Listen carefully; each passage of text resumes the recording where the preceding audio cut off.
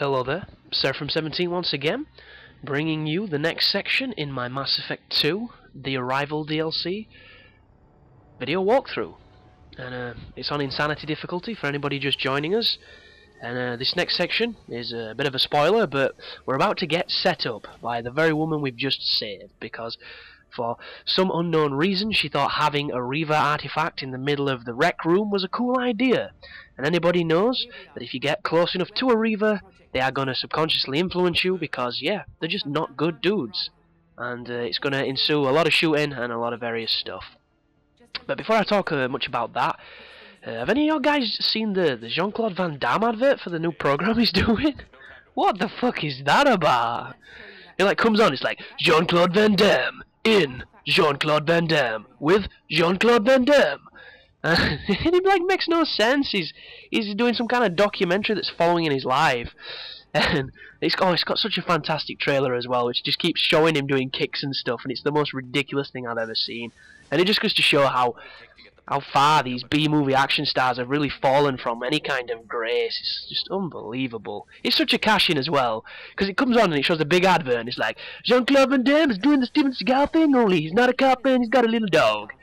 And you're just like, what? Steven Seagal's doing something? It's like, oh god. I used to admire these guys when I was a kid. I learned to do the splits because of the muscles from Brussels, and look at him now.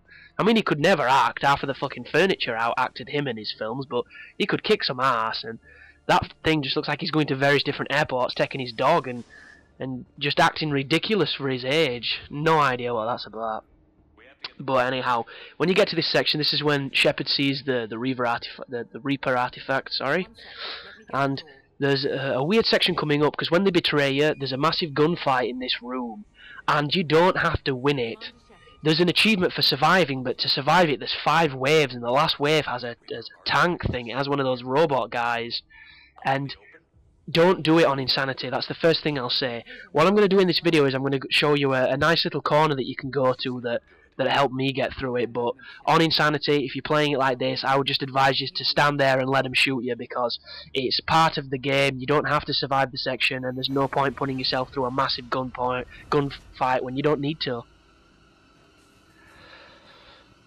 And there he goes, he gets the image of the Reapers coming, and then the woman, there we go, nice and predictable. I can't let you do this, Shepard. I will stop you now. And if this guy were Donnie Yen, he'd have just spun round, snapped her arm, took the gun off her, and like wing chunk. Oh, he is Donnie Yen. There you go. He does exactly what Donnie Yen would do, only Donnie Yen would do it better, because he's awesome. But she runs away. There's this awfully pathetic angle of Shepard shooting, and then this is the gunfight. And the first thing I would say is throw your barrier on so you don't get instantly murdered. But if you come over here, you can use these pillars for cover. And these pillars are expert for cover, because they'll come to you and you can just snipe them as they come. But I don't want to do this bit, so I'm going to stand in front of them and let them kill me. So there you go. And you'll notice you don't die. It just goes to a section where you put onto like an operating table and they sedate you. And for whatever reason, it might be something to do with how you've been rebuilt, but the sedation doesn't work. You get up and then you get to control one of the robot dudes that you killed in Mass Effect 2. And yeah, she really should go to Specsavers, because there's something up with her eyes. They are fucked. But there you go, you pass out, you wake up, there's a little bit more exposition, and now we have to continue the program and kill the woman. No glitch. The sedatives aren't working. Sedatives aren't working. Oh my goodness. There he goes. With some really pathetic looking martial arts, killing dudes, and his really crap looking hair that's sculpted into the back of his neck.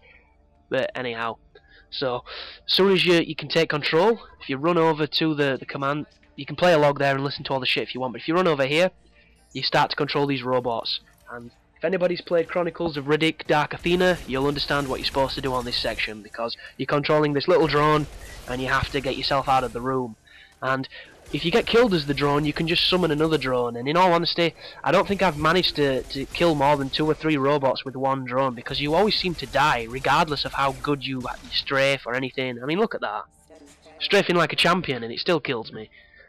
But just control another one, carry on, do your dirty work, make the most of this automatic pistol that it's got, which is pretty cool. And just keep pushing forward. And when you come into this next room to your right, there's going to be 2 more robots that come in. So make sure you clean those guys up. There they are. And they are at an advantage here because the strategy of using cover and eking out to the right, obviously if you have to go out to the left, it's counterintuitive and it's completely against you, so that's why I think I'm going to get killed again by this motherfucker. There we go. But nonetheless, there are plenty of robots to go around, so here you go with another one. And then once you've killed this dude, you can shoot one of those explosive devices and it will let Shepard out of the room. And then we get to run around this base killing dudes. And this is the part of the DLC that I would say is probably the most monotonous. And the main reason for this is because you're going room to room to room killing the same enemies. And there's a bit of mild story pushing you through there, keeping you going. But aside from that, it's pretty linear. And it's a bit of a shame, but I really do like the shooting mechanics on Mass Effect. I find them very satisfying. I like the guns. I like a lot of it. So, if anybody's wondering what my setup is, here you get to see what I'm carrying. And you get your shit back on. And you can carry on.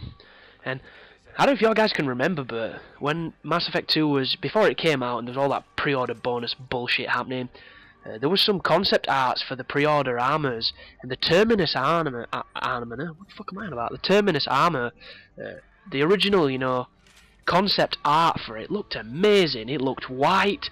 It looked like something out of a Gundam series. It were all spiky. It were massive bulky armor. It looked badass. It looked a little bit like the guy on my intro, just like full on massive bulky armor, looking awesome, white and pure and like a knight kind of thing. And apparently when you got it, it were black. Like completely black with red lasers on it, and it looked completely different. And I thought the white one looked awesome. It just kind of looked like Liam Neeson from Clash of the Titans, even though that film was dog shit, but his armor was shiny.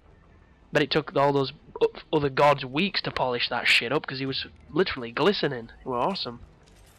But I really wanted that armor, and I tried to get it on eBay and things, and I just couldn't.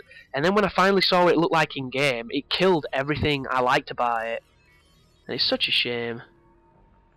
Because that's one of the things that's kind of missing with this, is ridiculously over-the-top armor. That would just be so cool. Like there's anime-style ridiculous armor as well, where like there's an old anime called RG Vader, if anybody's seen it. And it's based on some kind of Taoist mythology or something like that, based on some, you know, religious gods and stuff, and it's really cool. But the main theme of that program is shoulder pads. Everybody's got massive shoulders and massive intricate shoulder pads. It makes Judge Dredd look like a belt buckle. It's awesome, and that's the kind of stuff I want to see in games. Just ridiculously over-designed shit. That's what I'm all about. But when you push into here, if you look straight where I'm looking, a guy will sometimes jump up there and start shooting you from on top of that piece of cover, but for whatever reason that time he didn't do it. And this is an interesting room, this, because it's hard to get a decent piece of cover, so what I do is I stand behind these bookshelves. And I just use the strategy I've been using throughout that I do on every third-person shooter, where I eke towards the corner, I keep my profile in cover while my gun is out of cover, and I just cheese people. And there might be a bunch of you thinking, well, that's dishonest. And it's just like, well, they should program it differently so that you can't use an exploit like this. This is just pure strategy. In fact, there are some games that aren't as programmed as well as this game, where you can be in cover like I'm stood now, and your gun will still shoot out of cover. A good example of this was the Bourne Conspiracy, if anybody played that game. You could literally shoot dudes from cover, never exposing yourself. It was ridiculous. It even worked on Rainbow Six Vegas 2. There was a sniper exploit you could use, which was absolutely fucking ridiculous. And a friend of mine thought he discovered it, and it's a pretty funny story if you know him, because he's just that kind of guy. But once you've killed those, a nice indication that the area is clear is when you get the saving point. Excuse me. And it's just a case of running through these circular tunnels into another area where you have to do a little bit of a firefight.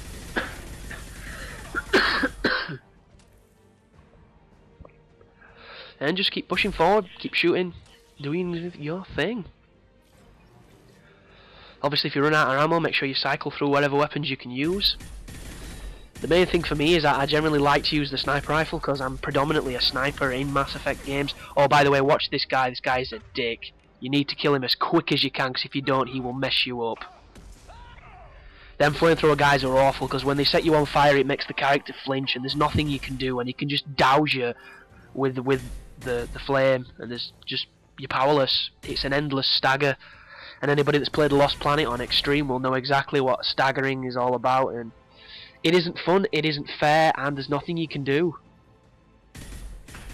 And on this section there's a wall safe to the left, but never go the left way because there's hardly any cover, so when that door opens, these two guys will have free reign to murder you.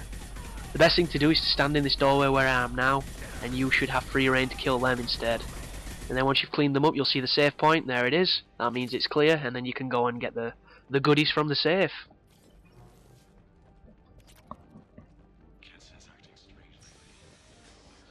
But it's nice and standard, this section. It's nothing too difficult. As long as if you've beat the game on Insanity, you'll know exactly how to approach pretty much all of these scenarios. I'm not doing anything, fancy, anything out of the ordinary. I'm actually listening to an audio log there because I think I didn't press that one the first time through. You'll notice every time I open the door, I always move to the left so that I can use the door as cover. And it's just a basic principle that will see you through any third-person shooter if you can get used to doing it. This next room's interesting because we've got what she called a project engineer, and all that means is she's another one of the biotics who has a full shield and she has the ability to fire some crazy shit at you, so just be careful. She might not be a biotic, she might do whatever the other thing is. I can't remember the names of the stuff because I've never played as those other classes. Probably sounds a bit arbitrary and boring, but I like playing as the soldier. I like being able to use the guns. But just use your cover, use as much distance as you can so that you don't take too much damage in a rapid succession, and just light dudes up as they try and flank you. About the AI on Mass Effect, they never really stay that still. They will always be trying to move, and when they try and move, they expose themselves to damage, and that's when you should be capital. Same ability to stagger the enemy as theirs do you. Whoa, that bitch hurt. I don't know what she hit me with then. You'll notice every time I go to that screen I always put my barrier on so that I don't get one-shotted, because the amount of times on Insanity that you can get instantly killed when you're waiting for your thing to regenerate just because you get hit by whatever is really frustrating. But I bag my sniper rifle on because I love sniping on this game. I've got it already preset out with I think it's overload ammunition so that it'll get rid of her shield. It's just a case of spamming it and dicking her in the mouth with your weapons. I also try and shoot to lure people out of cover because what game were it that worked on? One I've made a guide to recently. I think it was Homefront. But anyhow, that's the end of this video, guys. There's 2 more to come. I hope you're enjoying them. I hope they're helping, and you take care now.